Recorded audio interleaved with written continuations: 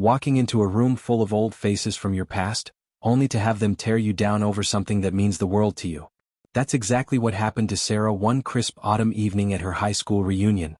Her heart raced as laughter echoed around her, but little did she know, a stranger in uniform was about to turn the tide in a way that would heal wounds she didn't even know were still open.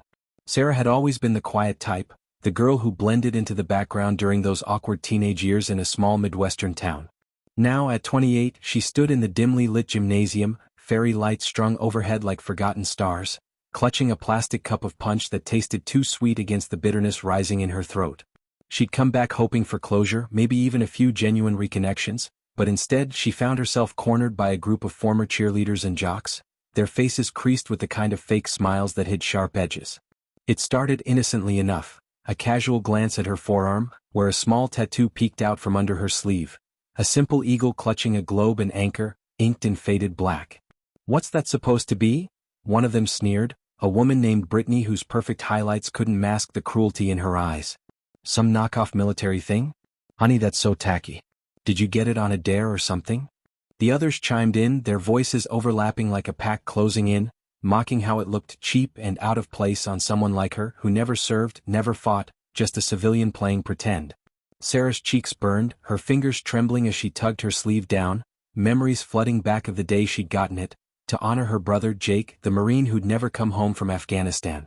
But how could she explain that to these people who saw only ink on skin, not the scar it covered in her soul?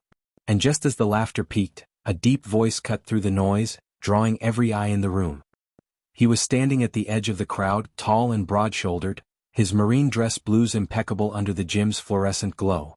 Colonel Marcus Hale, retired but still carrying the weight of command in his steady gaze, had been invited as a guest speaker for the town's Veterans Tribute earlier that day. He'd overheard the barbs, each one landing like a misfired round, and something in Sarah's downcast eyes stirred a fire in him he hadn't felt since the battlefield.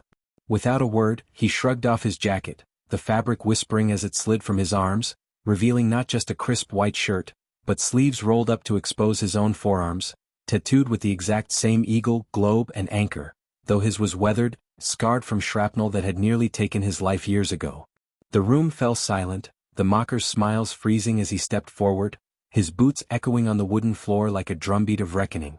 "This tattoo," he said, his voice gravelly yet kind, pointing to his own, "isn't just ink.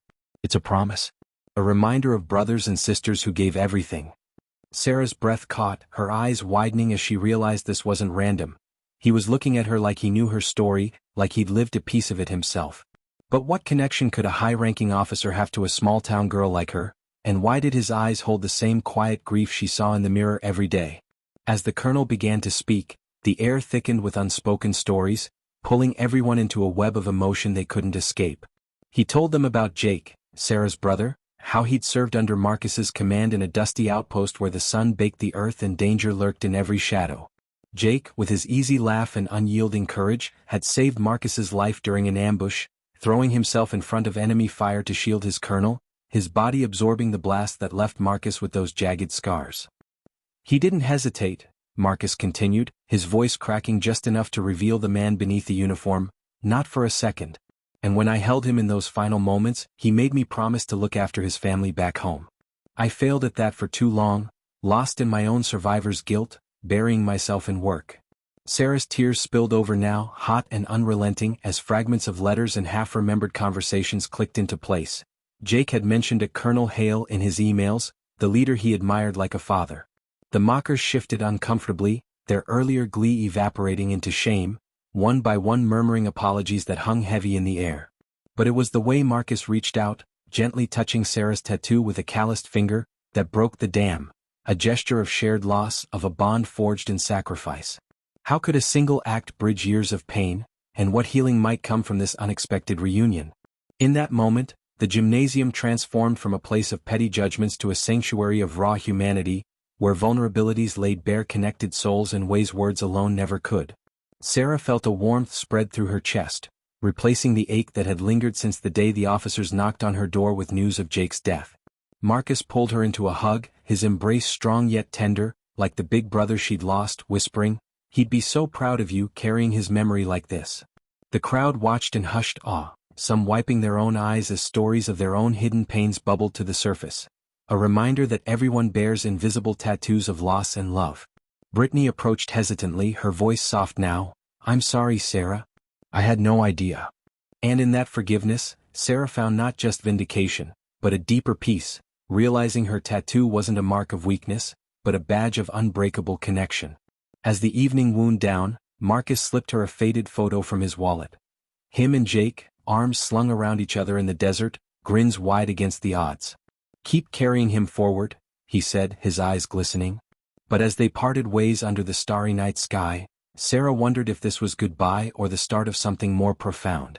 Walking to her car, the cool breeze carrying whispers of autumn leaves, Sarah traced her tattoo with newfound reverence, feeling Jake's spirit closer than ever.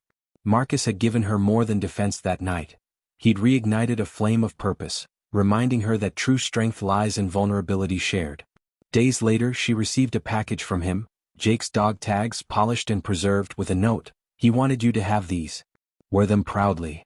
And in that simple act the circle closed, turning grief into a legacy of love that would echo through her life.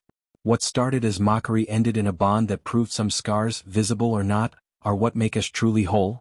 And isn't that the kind of story that stays with you forever?